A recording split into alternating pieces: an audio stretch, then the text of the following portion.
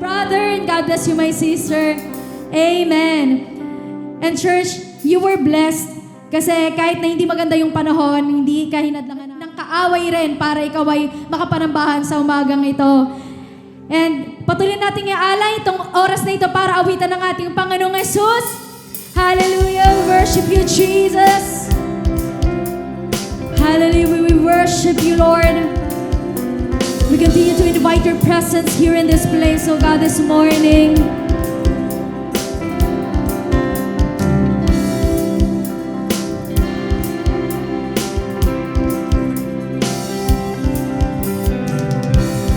May your homes be filled with dancing. May your streets be filled with joy. May injustice bow to Jesus as the people turn and pray.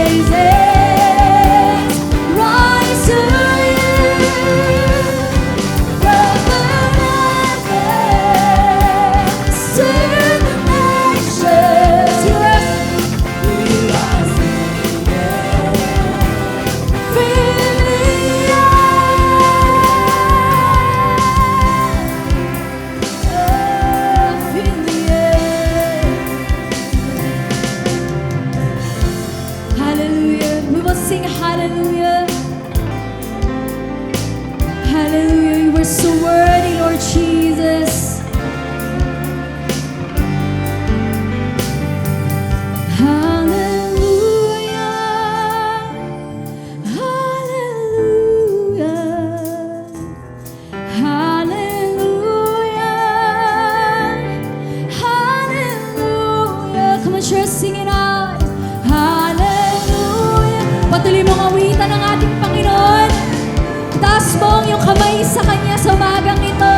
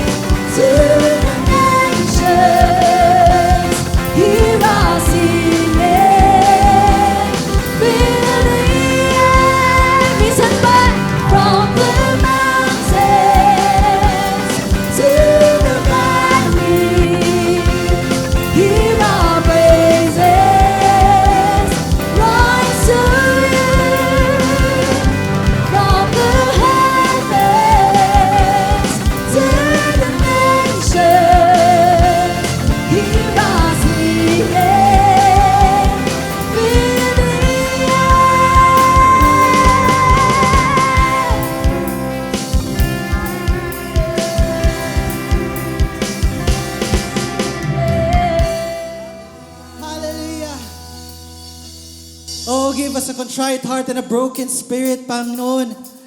We welcome you, precious Holy Spirit.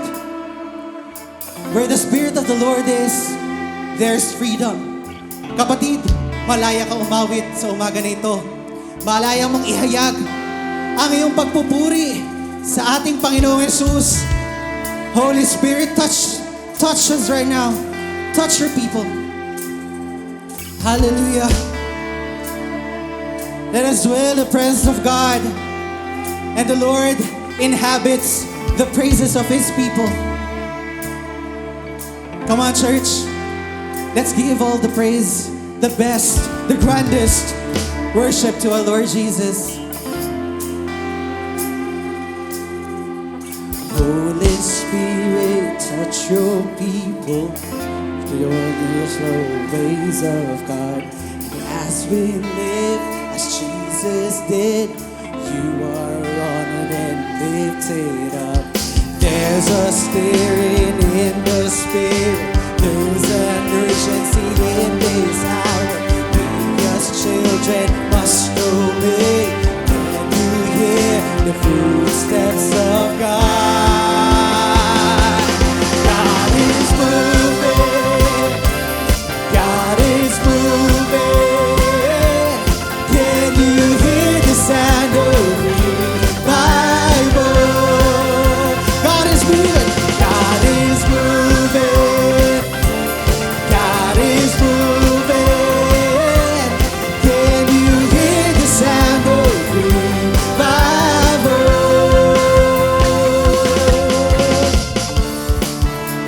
Hallelujah. We lift you up in this place and we glorify your name, oh Jesus.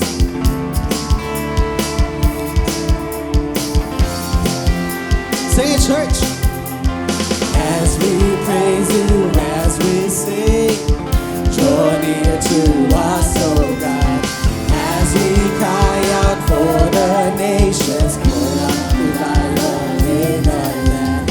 There's a stirring in the spirit. There's an urgency in this hour.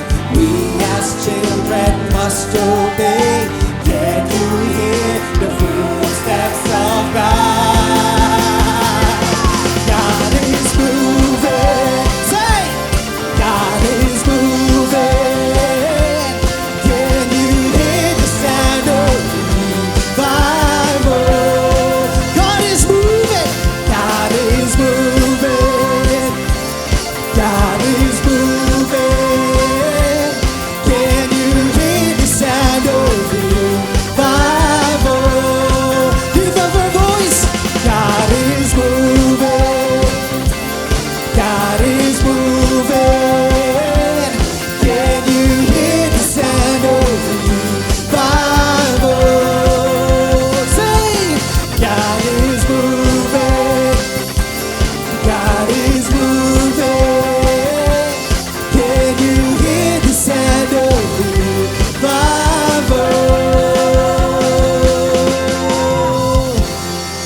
Oh, hallelujah. Oh, we praise you, Jesus. Oh, we welcome you, Holy Spirit. We worship you, Father God. Oh, hallelujah. Hallelujah. You are the God who listens. At Lord, hindi pa nga po nakikita ng aming mga mata, ni naririnig ng aming tenga o sumasagi sa aming isipan. Inihanda mo na, Panginoon, ang mga bagay, mga pagpapalang ito sa mga taong nagtitiwala sa iyo. At Lord, increase our faith right now.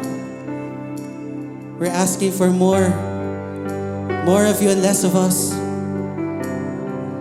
And that you will hear our prayers. Let this song be our prayer. Church, sing this from your heart. Let's stand in the gap as Christians, as a holy nation, ang bayang pinili ng ating Panginoon upang manalangin para sa ating pamilya, sa ating kaibigan, mga katrabaho, sa mga taong walang pagkakakilanlan sa ating Panginoon, especially our nations. Oh, we praise you, Jesus.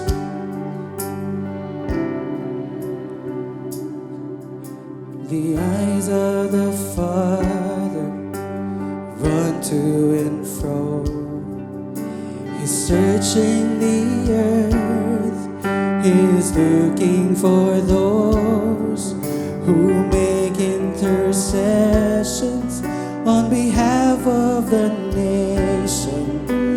Those who will rise up and pray.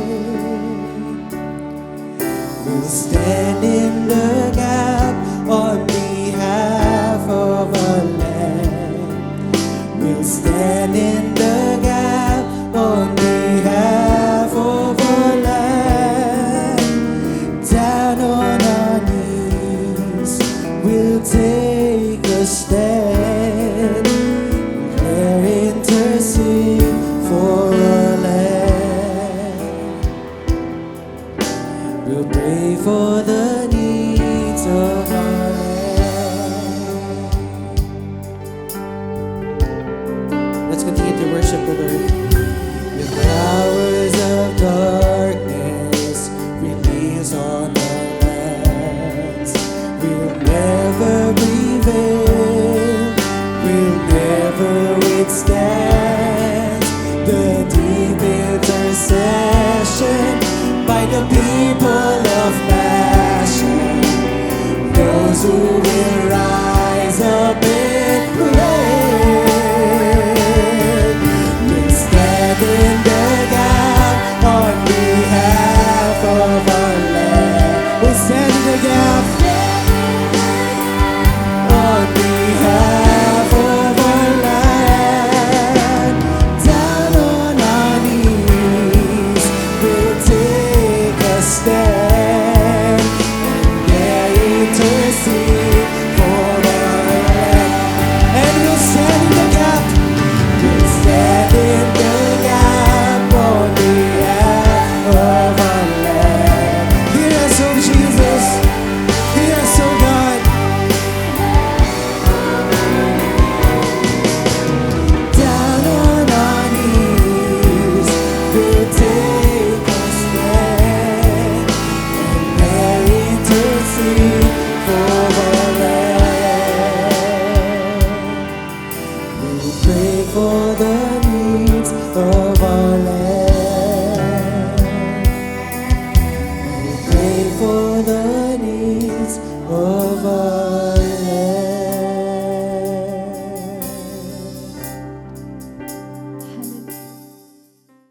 Laman ng news lately, sabi nila, the big one, yung malakas na earthquake natatama raw dito sa Metro Manila, maaring mangyari anytime na.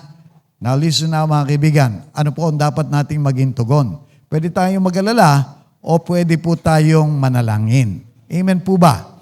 Maaring sinasabi natin, galit na yata ang Diyos kung kaya't napakarami ng mga kalamidad ang ibinibigay dito sa bansang Pilipinas.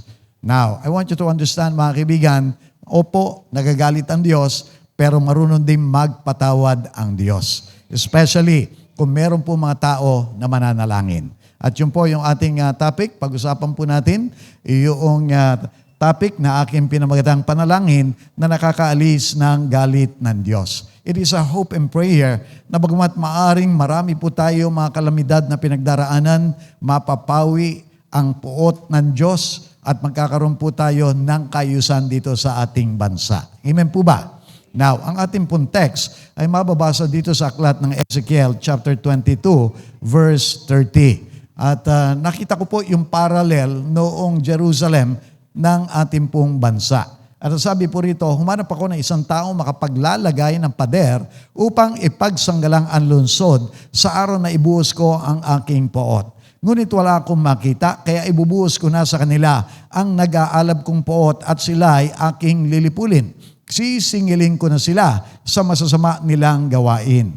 Now, meron pong hinahanap na tao ang Diyos, yung gagawa ng pader.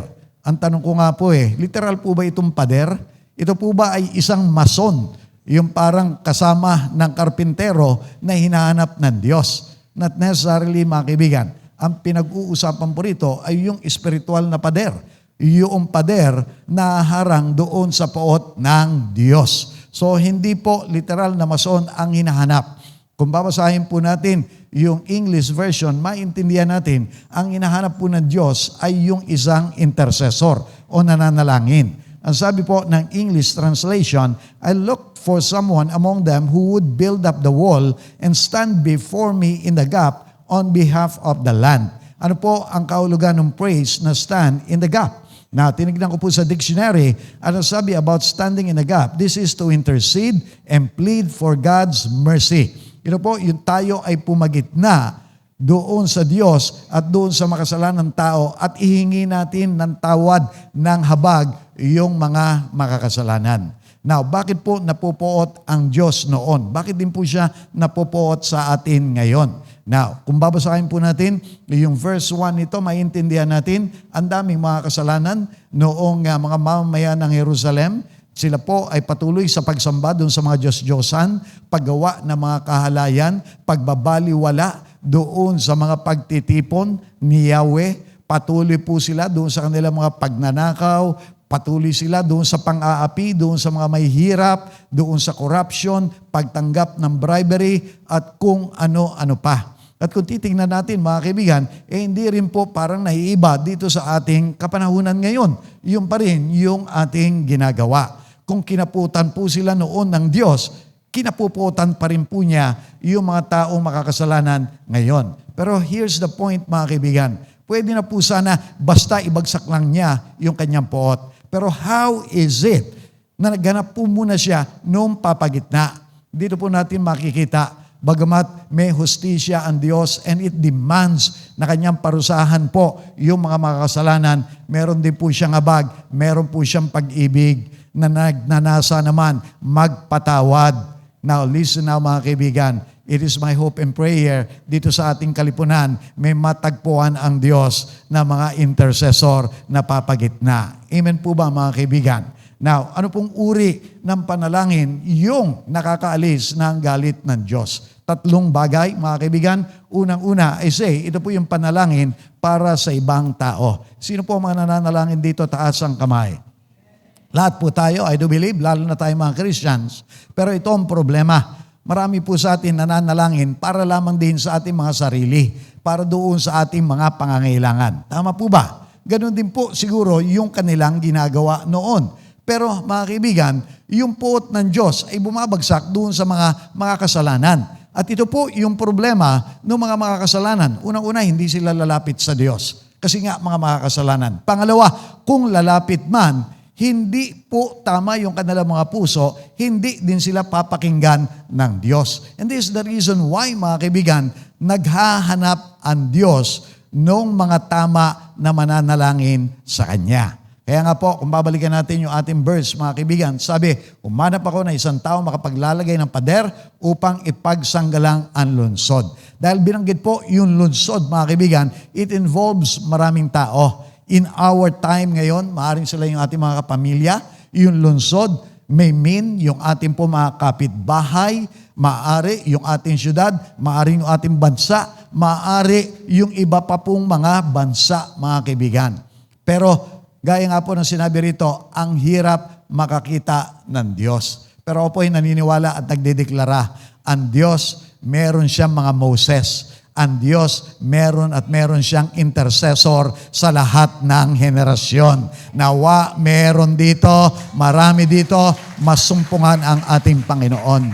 Bakit ko po nabanggit si Moses? Isa po siyang magandang ehemplo ng intercessor, one who stands in the gap. Ang sabi po ng Bilang 14, beginning verse 19, isinasamo ko nga Yahweh, patawarin na ninyo ang mga taong ito, patnubayan sila tulad ng inyong ginawa mula nang sila'y ilabas ninyo sa Ehipto, sapagkat kayo ay Diyos ng pag-ibig at handang magpatawad sa mga nagkasala. Sinabi ni Yahweh, dahil sa panalangin mo, pinapatawad ko na sila. Ano po itong okasyon na ito? Ito po yung kakagaling-galing nila ng Egypt. Sila po ay mga alipin, pinangakuan sila ng Diyos, dadaling ko kayo doon sa Kanaan, a land flowing with milk and honey.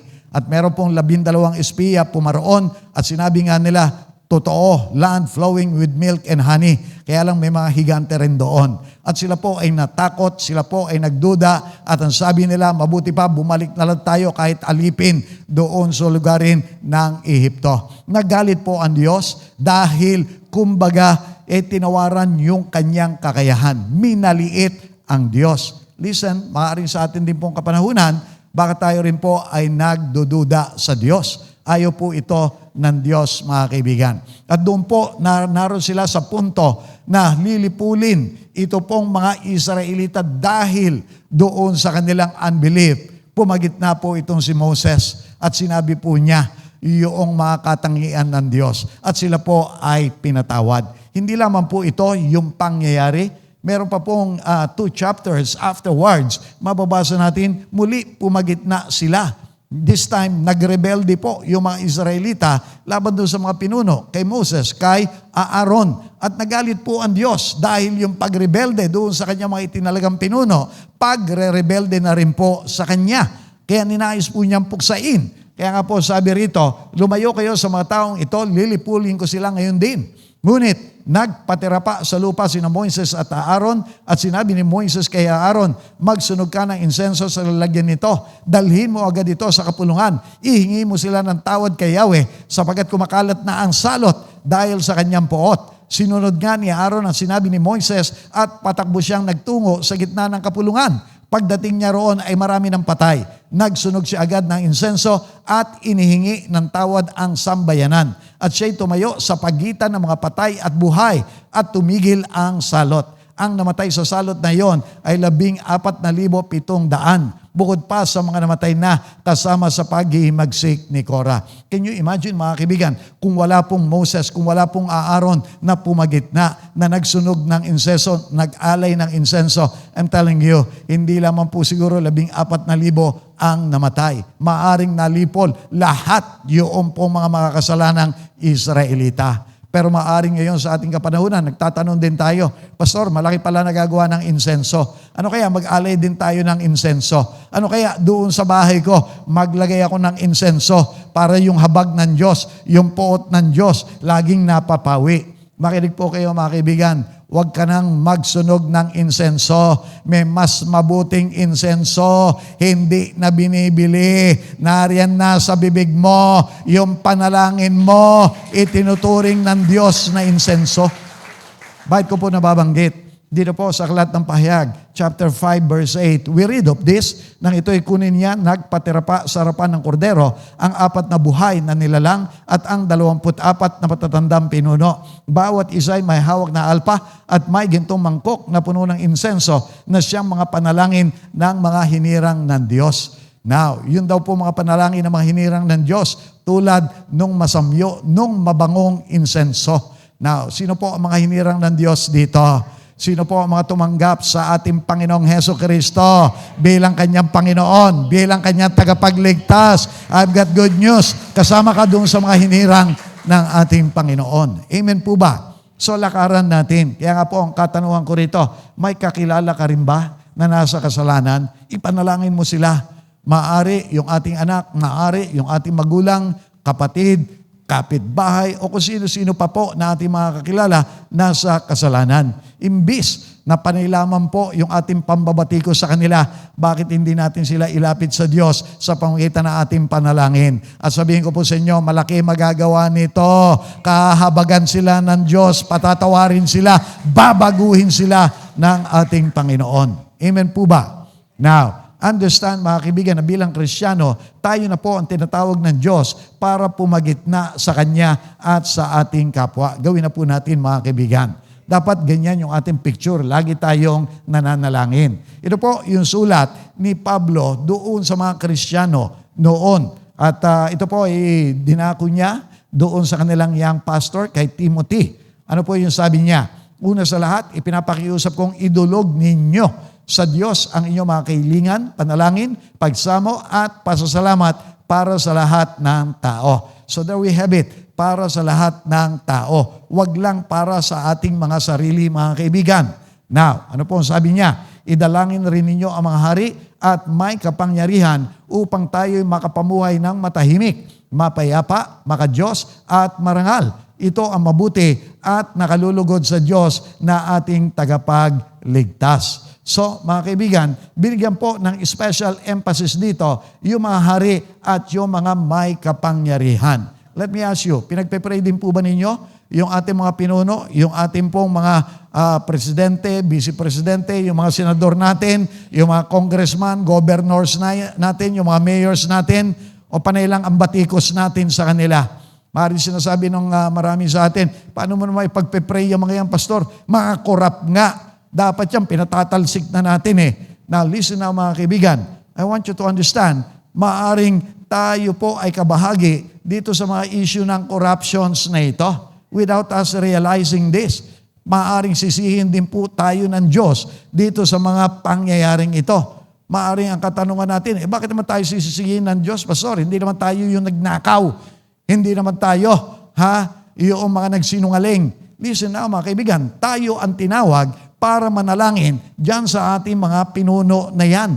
Now listen, kung tayo lamang po sana nanalangin din tuloy-tuloy para dito sa ating mga leader, maaring naingatan sila doon sa mga tukso ng kaaway. Maaari na naging matitino na mga leaders itong meron tayo. Tama po ba mga kaibigan?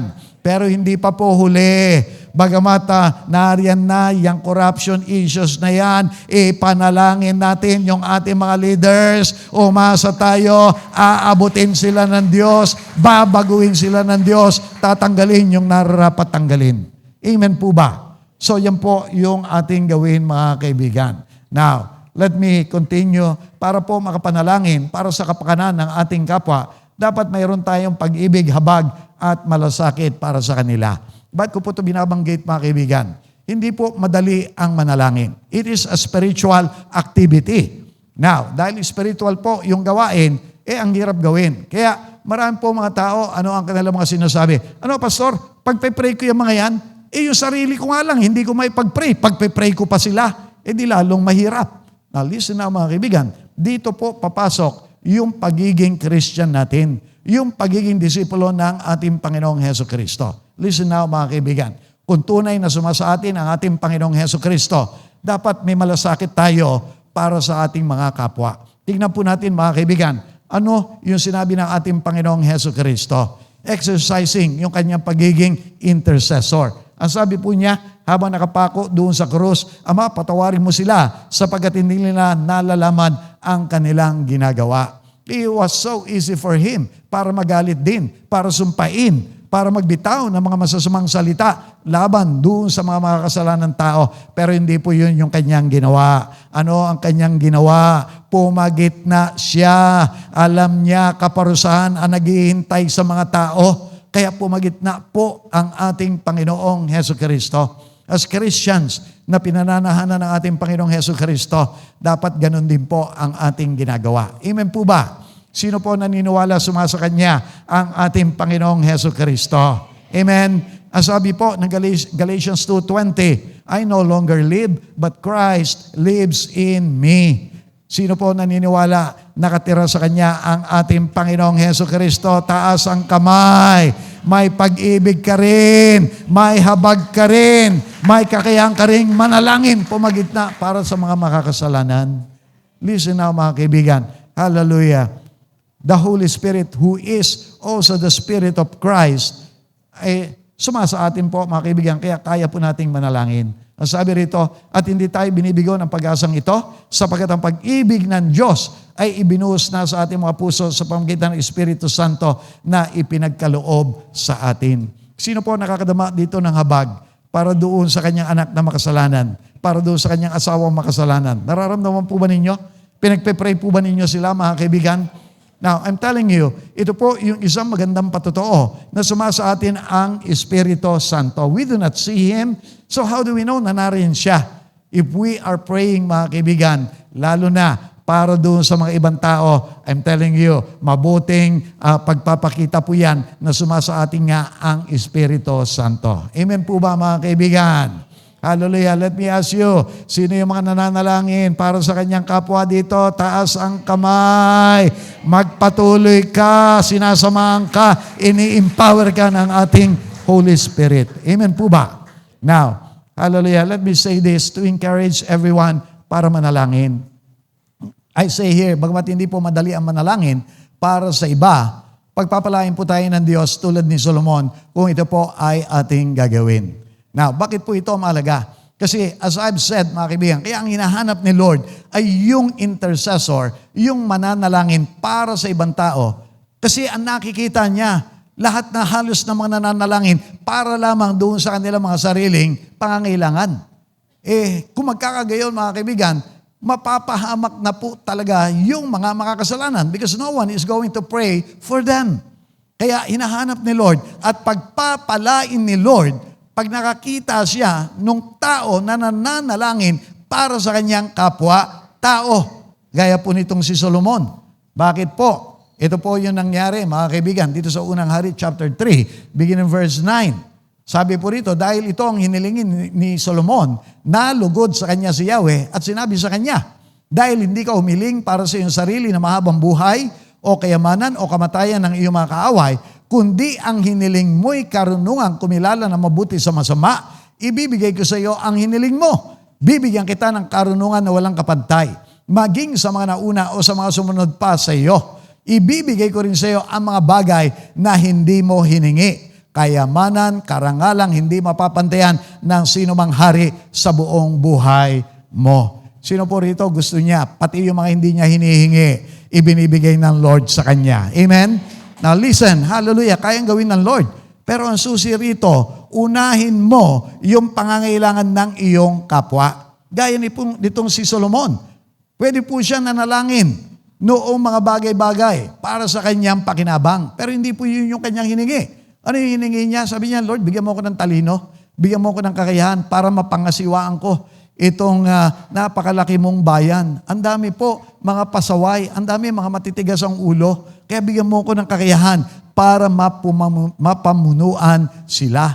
And I tell you mga kaibigan, nalugod ang Diyos. Bakit nalugod? Kasi finally, sabi niya, finally nakakita ko ng isang marunong na intercessor, papagitna para doon sa pangangailangan ng ibang tao. At nalugod po siya. At sabi niya, pati yung mga hindi mo hiningi, ibibigay ko sa iyo. Makinig po kayo, all-knowing ang ating Panginoon. Alam niya kung ano ang ating mga pangangailangan na nararapat nating tanggapin. Ibibigay niya kung tama yung ating mga panalangin. At ang tamang panalangin, hindi lang po yung panalangin para sa ating mga sarili, kundi unang-una para sa ating kapwa-tao. Now listen now mga kaibigan, one thing na inimpress ng Lord sa akin, marami po doon sa ating mga prayer request, hindi ibinibigay ni Lord. You know why? Kasi hindi handa ang mga puso natin Makasarili tayo. Yun lamang po mga pangangailangan natin ang ating naalala. Pero mga kaibigan, if we begin to intercede, to pray, to stand in the gap for others, nakikita ng Lord, wow, yung anak ko nag-mature na. Wow, yung anak ko may malasakit na. Wow, yung anak ko kaya nang tumanggap ng lahat ng uri ng pagpapala. Panahon na para ibigay ko rin sa kanya maging yung mga bagay na kanyang hinihintay sa kanyang buhay. Amen. That's what God is going to do kung marunong po tayo mamagitan para sa ating kapwa. Now let me go doon sa pangalawang panalangin na kakalis ng galit ng Diyos. Ito po mga kaibigan, panalangin ng isang matuwid na tao. Now, bakit po? Napakalagaan ito mga kaibigan. Kung babalikan natin yung text, sabi riyan, humanap ako ng isang tao makapaglalagay ng pader upang ipagsanggalang ang lusod sa araw na ibuhos ko ang aking pot, ngunit wala akong makita. Now, ang katanungan mga kaibigan, bakit walang makita? Wala ba nagpe-pray nung kanyang kapanahunan? Now, kaya nga po dito, ang comment ko, walang nakita ang Diyos, hindi dahil walang nananalangin. Maaaring maraming nananalangin, ngunit kulang sa kabanalan at katwiran. Now, I want you to understand, meron pong hinahanap na quality, characteristic ang Diyos, mga kaibigan, doon sa mga lumalapit sa Kanya.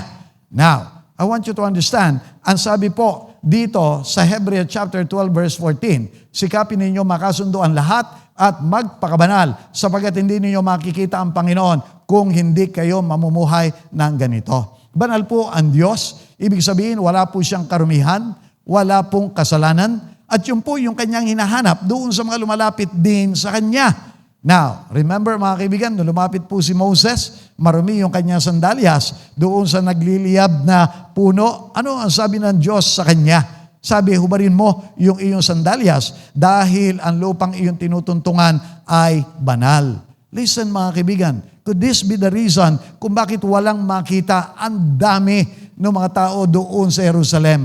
Ang dami po ng mga propeta, ang dami mga eskriba, pariseyo, ang dami mga nagtuturo, ang daming mga nananalangin, I'm sure. Pero bakit wala siyang nakita? I believe ito po yung issue, yung kabanalan. Listen mga kaibigan, kung titignan natin maging ang ating bansa, we are a Catholic nation, a Christian nation, 80%. Maka-Diyos po tayo kumpara doon sa iba. Di dapat tayo po yung pinagpapala ng Diyos? Dapat tayo po yung masagana? Dapat tayo yung maayos? Pero how is it na ang gulo ng ating bayan? How is it na ang hirap ng ating bayan? How is it ang daming kalamidad dito sa ating bansa? Could it be maaring ang daming mga iglesia, ang daming mga Christians, pero mga kaibigan, hanggang kisame lang yung ating mga panalangin. Bakit? Kasi baka kulang tayo sa kabanalan. Listen mga kaibigan, kung tayo po ay lalakad sa kabanalan, matutulad tayo dito kay Elias. Titingnan natin ano yung sabi rito mga kaibigan. Malaki ang nagagawa ng panalangin ng taong matuwid. Si Elias ay isang tao na tulad din natin nang mataimtim siyang nanalangin na wag umulan, hindi nga umulan sa loob ng 3 taon at 6 na buwan. At nang siya'y nanalangin para umulan, bumagsak nga ang ulan at namunga ang mga halaman. Listen now mga kaibigan, hindi po issue kay Lord kung mabigat yung prayer request. Kaya pong gawin ni Lord lahat ng prayer request. Gaya nitong panalangin na ito. Mahirap pigilan yung ulan. Mahirap pababain yung ulan. Lalo na doon sa panahon ng tagtuyot. Pero mga kaibigan, walang imposible kay Lord.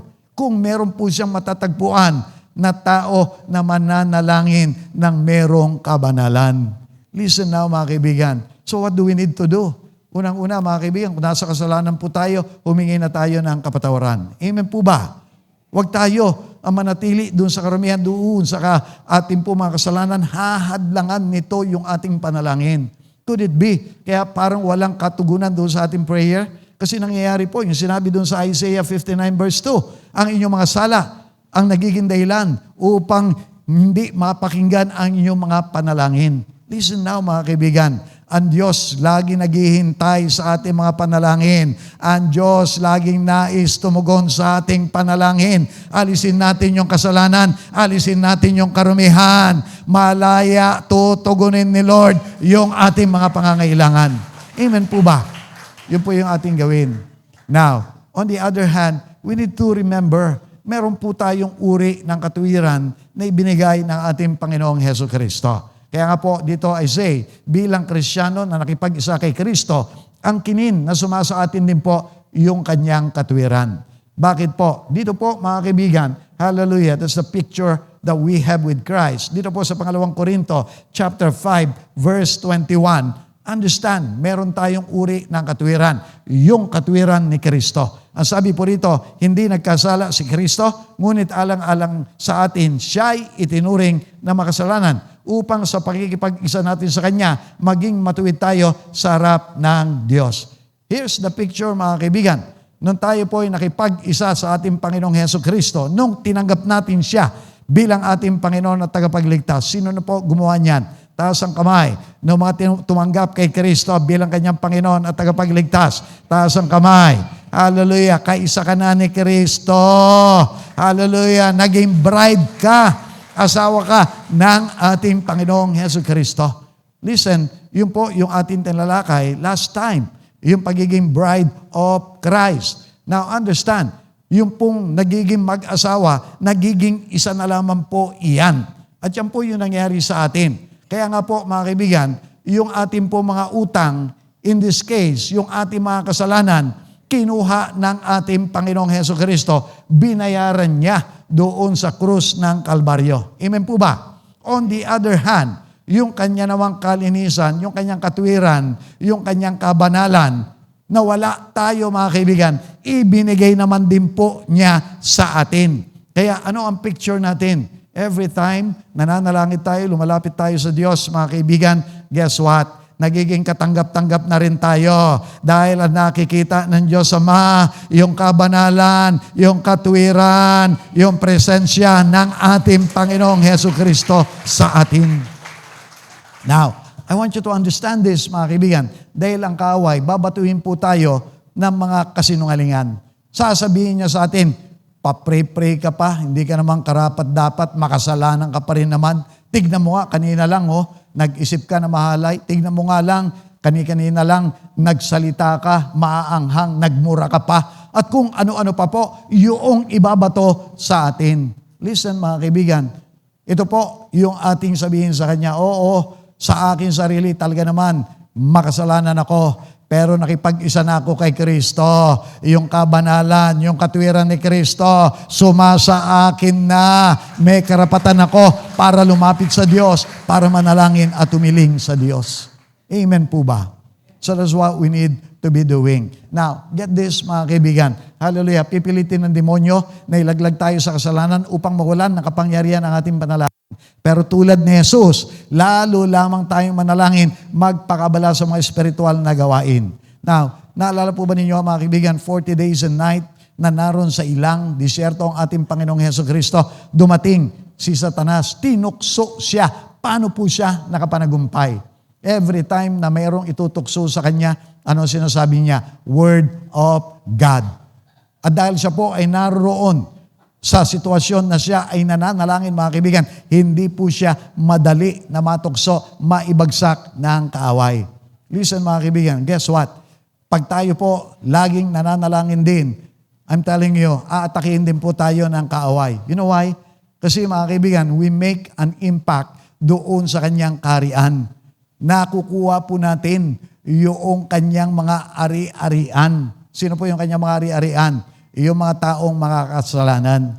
When I pray, mga kaibigan, if I may share, hallelujah, pag iningi ko na po sila ng habag ng kapatawaran, ang sunod ko pong idinideklara yung kanilang mga kalayaan. Dinideklara ko, mga demonyo, mga masamang espiritu na kumakapit dito sa aking mga kapatiran sa Christ above all. Wala na kayong tinatanganan sa kanila. Pinatawad na sila ng aking Panginoong Hesus Kristo. Isinuot na sa kanila ang kabanalan ni Kristo. Inilalagay ko sa kanila yung kakayahan para makaalis dyan sa inyo. Mawala yung mga spiritual na piring, yung mga spiritual na tanikala sa kanila. Makalapit silang lahat kay Kristo. Naglalagay ako sa kanila ng uhaw, ng gutom para sa presensya ni Kristo, para sa salita ni Kristo. And guess what, mga kaibigan? Ayaw ng demonyo na nagpe-pray po tayo ng ganon. You know why? Kasi hindi man po natin nakikita nangyayari yung mga bagay na yun in the spirit world. Kaya meron pong mga nakakalapit na sa ating Panginoong Hesus Kristo. Amen. Now, I want you to get this, mga kaibigan, next time, na parang gusto natin bumigay, pagbigyan, yung tukso. Pagbigyan, yung tawag na ating po mga laman.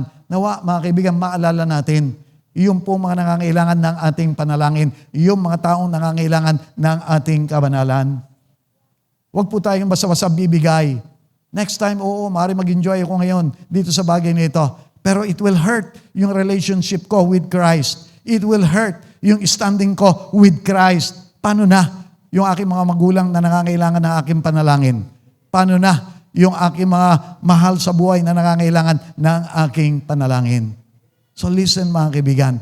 Nawa, maalala po natin itong bagay na ito when we are being tempted. Amen po ba? Now, let me go, mga kaibigan. Hallelujah, doon sa pangatlo. Nakatangian po nung panalangin na nakakapawi ng poot ng Diyos. Panalangin na hindi humihinto. Now, napakalaga po, mga kaibigan, na hindi tayo tumitigil doon sa ating pong pananalangin. Now, may pagkakataon po, naitanong ko nga ito kay Lord, lalo na po noong mga panahon na napapagod din ako, lalo na Sunday, kinabukasan, nililid pa rin ako ng Lord para mag-pray. Lord, hindi ba pwede yung prayer ko kahapon, yun na rin yung prayer ngayon? Minsan nga may pagkapiloso po, Lord, di ba pwede yung prayer ko last week, yun na rin yung prayer ko this week? Ha? Alam po ninyo, tinugon ako ng Lord sa isang simple na illustration. At ang tanong niya sa akin, nag-toothbrush ka na ba kahapon? O siyempre naman, Lord, Magtututbrush ka pa rin ngayon, magtututbrush ka pa rin bukas, magtututbrush ka pa rin next week. Kayo mga kaibigan, every day, magtututbrush tayo. As a matter of fact, every time na tayo po ay kumain at nadumihan yung ating mga ngipin, magtututbrush tayo. Tama po ba mga kaibigan? Bakit? Kasi pag hindi tayo nagtutbrush, masisira yung ating mga ngipin. Makinig po kayo. In a way, ganun din po sa pananalangin. Listen now mga kaibigan, I say, dahil hindi po humihinto sa kasalanan at mga pangangailangan ng tao, ang hinahanap ng Diyos ay intercessor na wala ring tigil na pumapagitna sa kanila.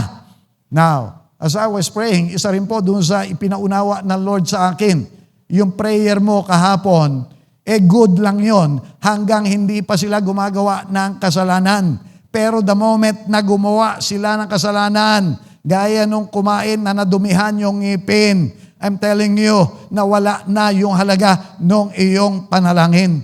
They will be under sin, they will be under curse all over again.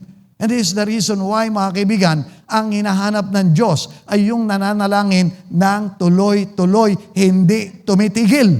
Amen. Kasi hindi tayo tumitigil sa paggawa ng kasalanan sa ating po mga pangangailangan. Let me show you, mga kaibigan.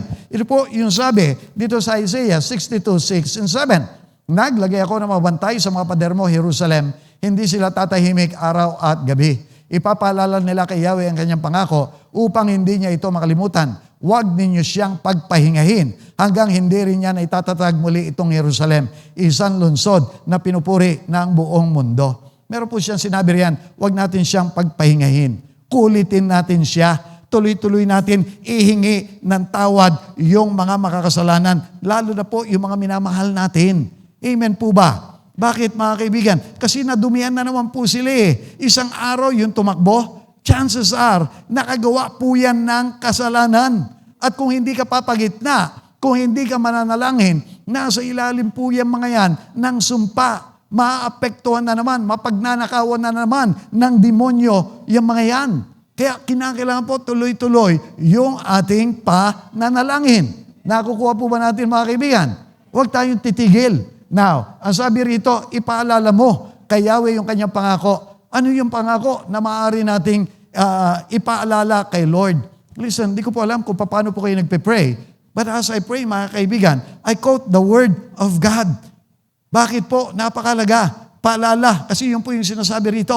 And then at the same time, as we quote the Word of God, nagkakaroon din po tayo ng mas malagupang pananampalataya. Like, kunwari, okay, narito na po tayo, pinagigitnaan natin. Say, yung ating po mga angkan, mga kapamilya na mga naroon po sa kasalanan. Pero pag ipinaalala po natin kay Lord, Lord, alam ko po, they deserve yung inyong punishment. Pero Lord, ikaw din ang sabi. Ang sabi mo, doon sa Lamentations 3:22-23, we are not consumed, we are not destroyed because of your great love. Your compassions never fail. Ang sabi po ninyo, your mercies are always new every morning. Great is thy faithfulness. Lord, yung bagong habag na ipinangako mo, hinihingi ko, inaangking ko, ngayong umagang ito, ibaba po ninyo para sa aking mga mahal sa buhay. Listen now, mga kaibigan, pangako po niya yun eh. And so, hindi po niya matatanggihan yung kanyang sinabi. You can quote. Hallelujah, Isaiah 1:18, Lord, ang sabi po ninyo, lumapit kami, makipagpaliwanagan sa inyo, gaano man kapupula yung aming mga kasalanan, gagawin mo kaming kasing puputi ng niebe. Now, as you quote the promises of God, mga kaibigan, lumalago yung pananampalataya mo. Nagkakaroon ka ngayon ng ibayo pang lakas para lumapit sa ating pong Panginoon. Amen po ba? So that's what we can do as we stand in the gap para doon sa ating pong mga mahal sa buhay. Now, mga kaibigan, isa rin po naging katanungan ko, and I hope this will also help you. Kasi mga kaibigan, hindi lang naman po ako umaga nagpe-pray. May mga ibang oras din. Kaya lang, ang mabigat po kasi, yung gumigising ng alas 2, alas 3 na madaling araw, kasarapan ng tulog. Now listen mga kaibigan, kaya lang, doon po ako ginigising ng Lord. Kaya minsan nakakapagtanong ako, Lord, di ba pwede yung ibang oras na lang? Meron pa naman ako ibang oras eh. Bakit kinakailangan ko gumising ng ganito?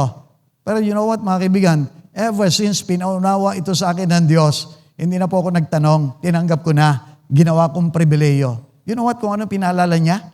Yung kinote ko sa inyo, Panagoy 3:22-23. Your mercies are always new every morning. Listen, may bagong supply ng habag ang Diyos tuwing umaga. Ikaw na nananalangin ng maagang maaga, una kang sumasalo nung habag na iyon. Listen, mga kaibigan, sa dami ng iyong pinagpipray, kailangan mo na maraming habag. Listen, kung ikaw yung naroon sa unahan ng pila ng habag ng Diyos, although hindi po nauubos yung kanyang habag. But listen now, nakikita ng Diyos yung iyong kaseryosohan doon sa iyong pananalangin. And I tell you, hallelujah, bubuhusan ka ng habag ng Diyos para doon sa mga ipinapanalangin mo, para sa iyong sarili mismo. Amen po ba, mga kaibigan? So that's what we do. And, mga kaibigan, hallelujah, yung pong panalangin na hindi humihinto, ito po yung pagiging makulit eh. Listen, tayo ng mga tao, ayaw natin yung makulit. Tama, ang kulit naman nito, ayaw tumigil. Pero if you go doon sa Lucas 18:1, mga kaibigan, may makulit doon. Kinatuwaan ng Diyos. Ano po yun? Hindi niya tinantanan yung hukom hanggang hindi siya binigyan ng hustisya, yung babaeng balo. Ano sabi ng Diyos? Dapat ganito kayo, manalangin. Yun yung sabi ng ating Panginoong Jesucristo. At yung po, yung ating pinag-uusapan dito, give Him no rest. Huwag mong bigyan ng pahinga ang Diyos. Kung magiging makulit na lamang din po tayo, maging makulit na tayo sa ating Panginoon. Ipakipaglaban po natin yung ating mga mahal sa buhay. Naalala ko nga po, mga kaibigan, si Abraham. Na listen, maganda po ito. Bumisita kay Abraham in the form of humans, si Lord, at may dalawang kasama anghel. At ang sabi ni Lord, pupunta ito mga kasamahan ko doon sa Sodom para gunawin. Pero ang katanungan, dapat ba nating itago kay Abraham yung ating gagawin doon sa Sodom at Gomora? Hindi po nila itinago, sinabi kung anong gagawin. Listen now, mga kaibigan. Bakit po? Kasi alam ni Lord, intercessor, itong si Abraham. At bilang pagpapakita ng kanyang pagiging intercessor, mga kaibigan, nung sinabi na gugunawin, ito ang reaction ni Abraham. Sabi niya, O Diyos, makatarungan po kayo. Hindi po ninyo paparusahan ng sabay yung makasalanan at yung matuwid. Ang sabi ng Diyos, oo, hindi ko paparusahan. Sabi niya, paano, Panginoon, kung merong 50 na matutuwid doon sa Sodom at Gomora, gugunawin mo pa? Sabi niya, hindi na. Paano, Panginoon, kung may 40, gugunawin mo? Sabi ng Lord, hindi. Isa pa, Lord, huwag kang magalit sa akin. Paano kung may 30? Hindi ko pa rin gugunawin. Isang hirit pa, Lord. Paano kung may 20? Hindi ko pa rin gugunawin. Isa na lang, Lord. Isa na lang. Sabi niya, paano kung merong 10? Hindi ko pa rin gugunawin. So ano pinakita nito, mga kaibigan? Siya po ay usapan, humingi po siya ng pabor sa Diyos at patuloy na iginawad ng Diyos yung pabor sa Kanya. Now listen now, mga kaibigan. Alam po ba ninyo, mga kaibigan, doon sa aklat ng Jeremias, sinabihan na lang ng Panginoon, Jeremias, tumigil ka na sa kakapanalangin mo dito sa mga Israelita na ito. Hindi ko napapakinggan ang panalangin mo. Now, listen now. Ang question ko habang pinagbubulay-bulayan ko po yung verse na yon, sabi ko, Lord, pwede mo namang huwag na lang kagad sagutin eh. Bakit mo pa kinakailangang sabihan itong si Jeremias? Alam po ninyo kung ano? Yung impression sa akin ng Lord. Kasi hindi niya magagawa na hindi patawarin yung mga tao hanggang merong nangungulit, hanggang merong nananalangin sa Kanya. Makinig po kayo. Maaring gustong-gusto na ng Panginoon, hatawin niyang pasaway mong asawa, pasaway mong anak, pasaway mong magulang, pero hindi niya magawa kasi nariyang ka, hinirang ng Diyos, nananalangin pa rin, pumapagitna pa rin sa kanila. Such is the power po ng mga intercessors, mga kaibigan. Can you imagine, ang Diyos na, ang parang nakikiusap, tumigil ka na, Jeremias, tumigil ka na, please lang.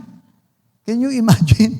Parang ang Diyos na nakikiusap, tumigil tayo doon sa ating pag-i-intercede. Because such is the power of our intercession. Amen po ba? Now let me continue mga kaibigan. Baka mahirap po gawin ng ordinaryong tao ang tuloy-tuloy na pananalangin. Posible po ito sa mga Kristiyano dahil sa Espiritu Santo na sumasa kanila. Bakit po parang imposible? Kasi hindi po tayo nasanay doon sa mga spiritual na bagay, doon sa manalangin, lalo na kung mananalangin ka para sa iba, lalong imposible. Listen, hahadlangan po tayo ng kaaway, kaya mahirap talagang manalangin. Kaya lang, taong nakalalamang tayo, kasi meron po tayong Espiritu Santo. Kaya nga po, this applies to us, mga kaibigan. Ang sabi po ni Paul doon sa mga taga-Epeso, and pray in the Spirit on all occasions with all kinds of prayers and requests. With this in mind, be alert and always keep on praying for all the Lord's people. Sabi ron, pray in the Spirit. Sino po naniniwala rito, templo siya ng Diyos at ng Espiritu Santo?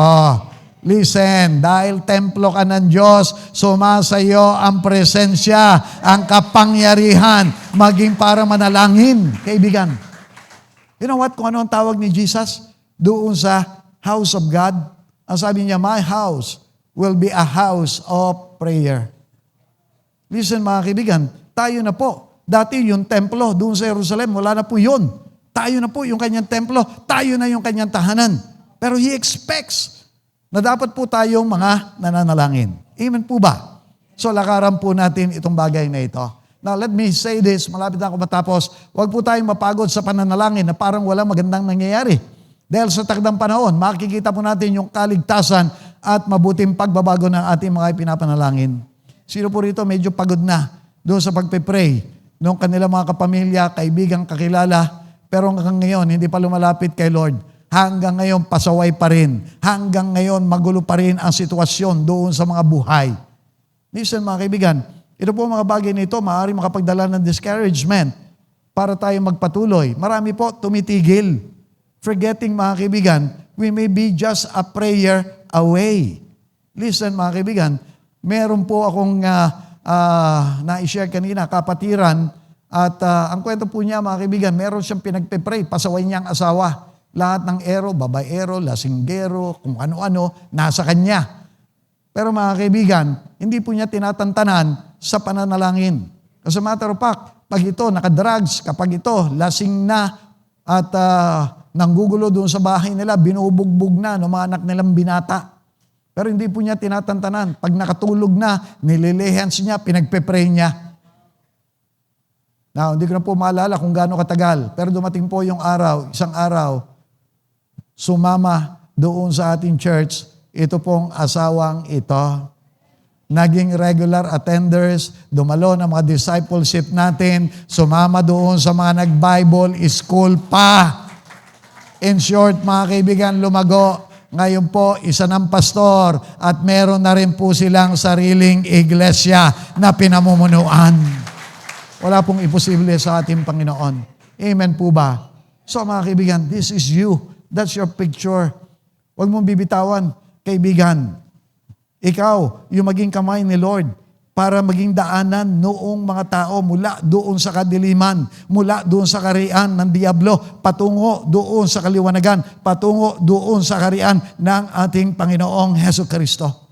Amen po ba? Now listen now mga kaibigan, huwag natin kaliligtaan yung pangako rito sa Galatia 6:9. Kaya't huwag tayong mapagod sa paggawa ng mabuti sapagkat pagdating ng takdang panahon, tayo ay aani kung hindi tayo susuko. Huwag tayong aayaw mga kaibigan, for all we know, yung mga mahal natin sa buhay, yung mga pinagpe-pray natin, they are but a prayer away. One thing I know of mga kaibigan, hindi po tayo ganito karami nagsimula. 14 lamang po tayo doon sa abandonadong bahay noon. Pero look at how many we are now. Meron pong almost 2,000 na nasa master list natin.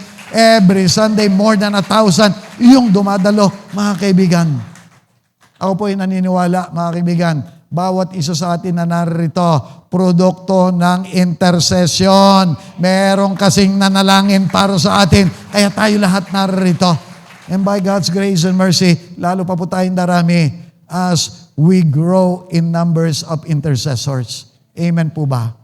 Now, bilang pagtatapos, mga kaibigan, let me finish dito sa slide na ito. Let me just say, Lakaran na po ang pagiging intercessor upang maranasan ang ating kakaibang pribilehiyo at kapangyarihan. Pakisabi mo nga, pribilehiyo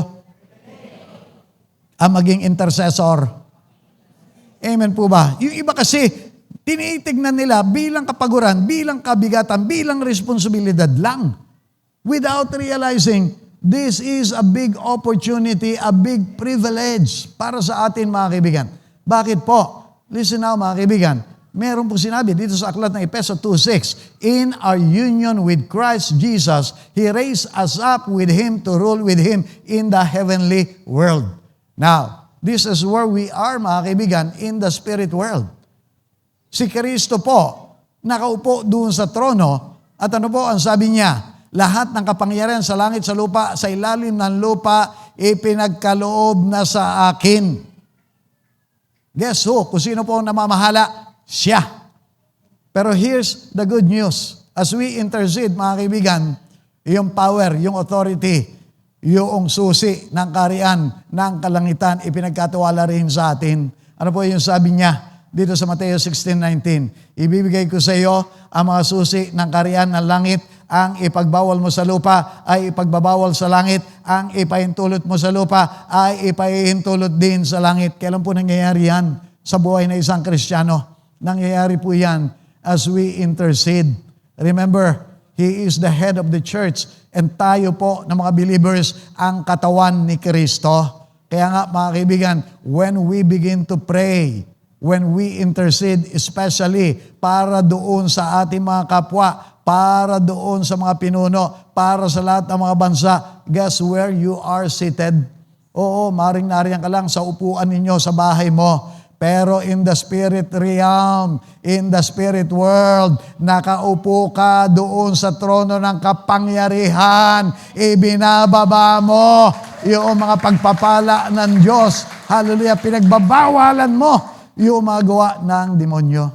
And listen, that's what you can do. Pwede mo ipagbawal sa pangalan ni Kristo Jesus. Hindi ko pinahintulutan yung mga lalang, yung mga gawa mo demonyo sa aking pamilya. Hindi ko pinahintulutan yung mga sakit mo, yung mga kahirapan mo, yung mga pagnanakaw mo sa aking pamilya. Instead, inire-release ko ngayon yung kasaganahan sa aking pamilya, yung kaligtasan, yung kapayapaan, yung kagalingan, yung breakthrough. Hallelujah sa aking pamilya. That's what we need to be doing. Amen po ba? I hope meron po tayong natutunan.